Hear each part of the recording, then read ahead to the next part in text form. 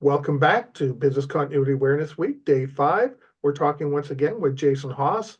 Today we're talking about lessons learned and preparing for the future.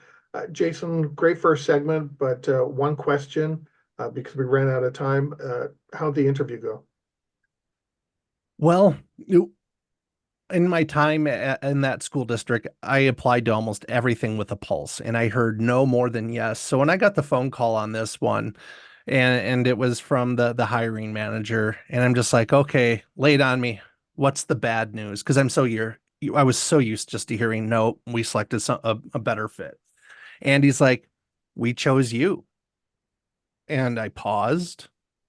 I'm like, do you say that again? I don't know if I heard you. I didn't believe it. And he had said it again, and my mind was blown. And in that moment, my life was changed forever. I just didn't realize it yet. And here you are, years later, still in the industry, and we're chatting now. Right. Which brings us to why wasting an adverse event is a mistake. One, I was so thankful that at the time I wasn't. I was so thankful I was exposed to COVID. After I was done freaking out and just kind of mentally losing it and collecting myself, that allowed me a reset I don't know if I would have had. We prepare ourselves for interviews and expectations, and we create that narrative in our head. And, getting that traumatic news at the time just erased all that preparation, put me into a lizard brain state. And then once I recovered from that, I was at a neutral ground.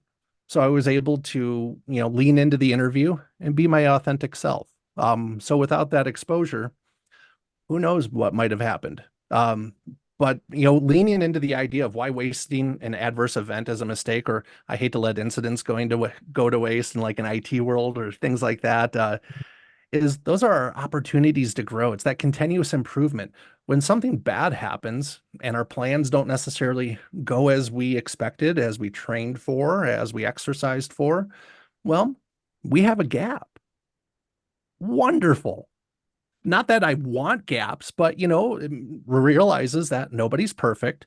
Sometimes things that we do in our exercise and training programs or in real life will show us areas of that we need to lean into improve. Maybe something we didn't consider, maybe something we didn't have complete information for, or maybe we had an assumption around it that was just proven wrong. Yeah. So just, I embrace those failures as hard as it can be, especially in businesses. Like if you've breached an SLA or impacted a customer experience or something like that, those things aren't necessarily worth celebrating, but the underlying things that led up to it might be. What, we had a server tip over that shouldn't have? Why? And I'm a huge fan of the five whys. Kind of keep asking why until you figure out that root cause. So, why did the server tip over? Okay, server tipped over because of an earthquake.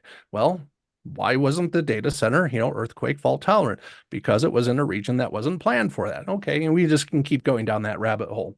But Mhm. it just shows us maybe where we need to do improvements, or where we may have those gaps. And I mean, I love continuous improvement. I love celebrating my own personal failures because those are just areas where I can grow. I know I'm going to do something stupid at some point. I'm imperfect. I suffer from the human condition like everyone else on here. And that's okay. It is in those areas where I fail publicly or spectacularly that I know I need to do better. I remember on Daniela McCoy's Continuity and Coffee, I had the absolute pleasure and honor to present around crisis communications, controlling the narrative. I put together a little fancy slide deck, had some AI generated images, and created this neat thing of the word narrative being puppeted. So cool. I thought it was the best thing ever. Get on to the coffee continuity and chat presentation. I'm doing my slide deck presentation. Get through the end of it. Feel really good about what I had said and done, and like, does anybody have any questions? And one person raised their hand, and I'm like, oh, I can't wait for this. You spelled narrative wrong. What? And that was his complete takeaway from my presentation. He couldn't get past the fact that the word narrative that was being puppeted by hands, AI generated, peer reviewed, was missing an I. I felt horrible. Now the person may not have said it or in the nicest of ways. It felt a little adversarial. And, the members of the group kind of bit back at him. But in the end, I embraced it. Everyone communicates differently. And his takeaway is he was angry, for whatever reason, because I ruined it for him by misspelling the word narrative. And I felt horrible. That was his takeaway. And I felt even worse that my peers who are trying to defend me are eviscerating this poor guy. That's not okay as well as I loved having the support and I felt honored, but that wasn't the point. The point was is I am the one who made the mistake. It is all on me. And imagine, let's say that was, you're going in front of a board and you're doing a presentation like that and you fail like that. At least I was in the safe environment of peers. I wasn't in front of a C-suite. I wasn't in front of a board of directors. I wasn't in front of a body of regulators or super important people. The people I had in front of me at Daniela's were very important to me. They're peers. So I love every one of them and I'm so thankful for them. But it's different when you're presenting to leadership. And Mhm. when you fail like that in leadership, it doesn't feel good. It hurts your reputation. And it's funny, I'm presenting around crisis management and, controlling the narrative, and I ruined my own narrative. What are you going to do with that? You embrace it. My lesson learned from that was go figure out, how did AI misspell that? I dived deep and did my own little postmortem on it. And I just found out AI spells horribly when it comes to pictures. Lesson learned, go figure. It went through 4 sets of eyes. Nobody caught the misspelling. Mistakes happen. It's okay. And now I'm much more aware of that, and I know not to repeat that. Um, other things that may happen in, why wasting it or an adverse event is a mistake. That might be your way of getting to funding. I don't know about anyone out here, but my budget typically is found money. It's not my most favorite way to run a business resilience program, but it's the reality of it. I get it. So when an adverse event happens, I like to raise that up in front of my leadership, in front of anyone who will listen, saying, this is why we need to invest. If we had these right tools, these processes, this whatever, and if this was a real impact on our organization, this is how we would have, transcended it. How we have risen above and be able to absorb that adversity, whether it's through mass messaging, threat intelligence, a revised BCMS, a better knowledge management system, a better ITSM for ticketing, whatever it may be. Boy, we need to invest in these kind of tools because they really help us in those pinch times. And they also really help us during the blue sky times, just because they allow data analysis and reporting and all these other things. So lean into those adverse events. While they may suck on the surface, they can be the best gift to you ever. Do you have anything around adverse events and Oh yeah, how you might be able to leverage those? yeah. The first one that I have way too many over the years, but one stands out about a year ago.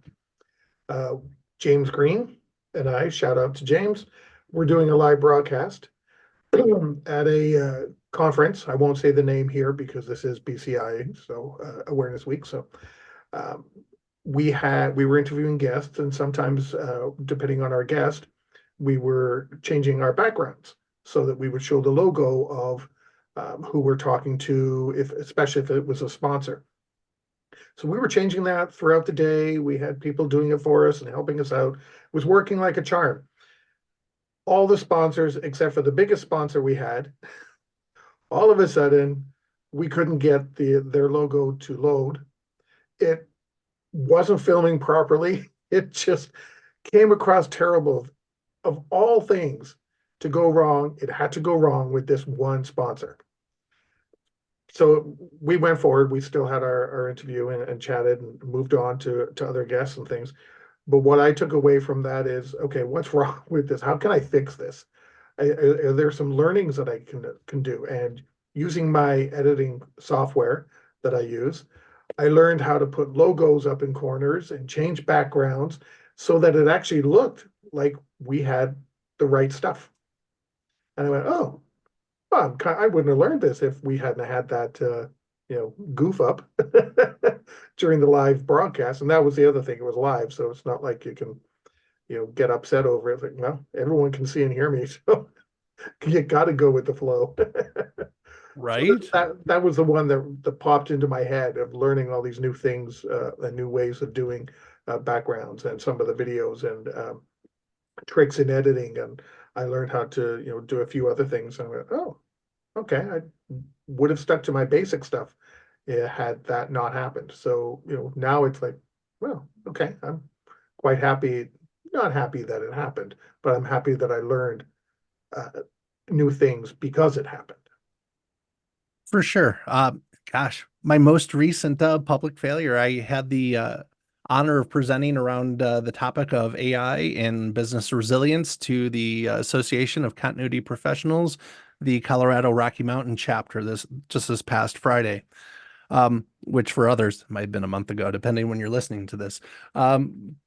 But so I had this beautifully curated slide deck that I've been working on for months, and I'm so proud of it because it's also going to be used in some other things this summer that I'm doing.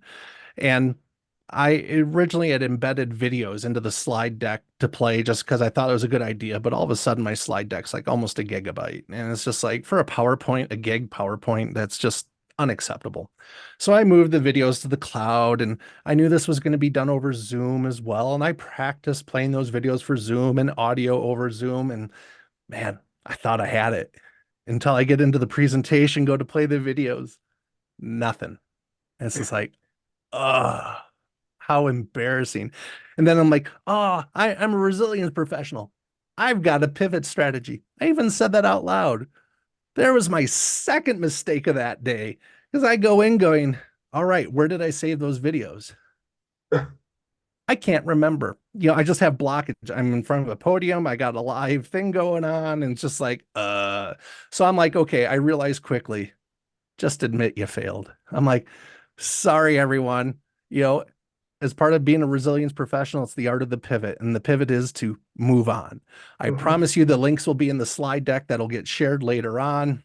I'm so sorry that we're missing this opportunity to listen to the videos, but I kind of painted a picture verbally about what they're missing, what I'm missing, Yeah. and just kept moving forward on that. It just goes to show no matter how much you may practice something, how many ways you may try it, the unexpected can still happen. So expect the unexpected. Yeah. When thinking about a pivot strategy. Boy, in the noise of my desktop with 10 million icons on it, I should have made it clean and had one icon on it that was a folder containing the two videos that wouldn't play. Yeah. Okay, lessons learned on that. I was smart enough to mute notifications on the laptop, but I wasn't smart enough to clean up the desktop or to have a folder structure that was I would be able to access under duress, so to speak. So it I, happens. oh, it does. I've had presentations, another conference actually, I guess it would be 2 years ago now. And while I was talking, the laptop that they gave me to use died because it wasn't plugged in. It was just sitting there. So someone points out, "Oh, your screen has gone blank," and I went, "Oh, okay." But I thought, well, I have to keep talking here. I can't just stop. So luckily, the contingency person in me had a paper copy, and I just kind of casually reached over, grabbed it, flipped to the page that I was on, and just kept on going while the conference organizers were running up to the the laptop, plugging it in, getting it all to work, and getting it back to the slide where I was. And I just casually kept on going. I can't stop. I'm in the middle of this. It's not going to look good if I don't know what I'm actually saying. And when the slides came back up, I just kept talking and advanced to where I was, and as though nothing happened. There, a few Right. It's people in just the audience were like, "Oh, that was kind of good. That was business continuity, in action." Yeah, right. kind of neat. It's about keeping our cool under pressure to try not to show the stress of the situation. Maybe, part of my coping mechanisms are one, I make fun of myself to a point. I point out at the absurdity of the event going, oh, who would have thought on this? I swear I practiced this and, make all sorts of excuses. But in the end, own it. Yeah, That's the best thing you can do when you fail. Don't hide it because usually it's pretty obvious that, the one who failed as I'm looking in the camera and I'm seeing my picture on the screen here, it's like, it's you. Yeah, It's like, yeah. oh, And it's miserable. sometimes you just have to respond differently as well. Right. You can have something planned and, well, I obviously can't go down that route because of XYZ just happened. And you can draw on your experience as a speaker, if it's another conference, which I have another one to share too, with BCI, funny enough. And you can pivot, to use your word that you said, and be able to continue on in a different direction as though it's natural, because you can draw from your previous experiences to do that. And mine was a business continuity world last year in London. The last three slides, the battery ran out in the pointer, and the laptop wouldn't move the slides either. So it always happens to me when I'm speaking, but I just went, well, okay, well, I'll change my ending. And I did right there on the spot, completely change what my ending was. And I said what my ending, the last sentence, and everyone was like, oh, wow, that was really neat. And I went, huh, would I have got that same response if I'd gone through the slides? Right. But it was just kind of funny. The whole thing just kind of stopped and froze on me. And, I only had like 4 minutes, 5 minutes left. So I couldn't stop again. Okay, fine. Here's what, I'll change my ending. This is even better. Blah, blah, blah, blah, blah. Yeah. Sometimes you just have to, draw from the things you've done before to be able to move forward. For sure. I couldn't agree more. And, it's just at the time, those failures are always traumatic and, impactful, not always in the best of ways. But the great thing is using like introspection or reflection is after the fact is you get to think about it going, you know what? That didn't end as bad as I thought it would. I can pivot during stressful situations. I may not have all the answers, but I know in the moment I'll definitely figure it out. Yeah. And on that note, we've come to the end of our second segment. We're talking with Jason Haas once again for Business Continuity Awareness Week, day 5, and we're talking about learning from the past. We will be right back. If you liked that video, thumbs up. If you didn't like that video, thumbs down. But leave me a message and let me know your thoughts. Of course, don't forget to subscribe. And in the meantime, stay prepared, everybody.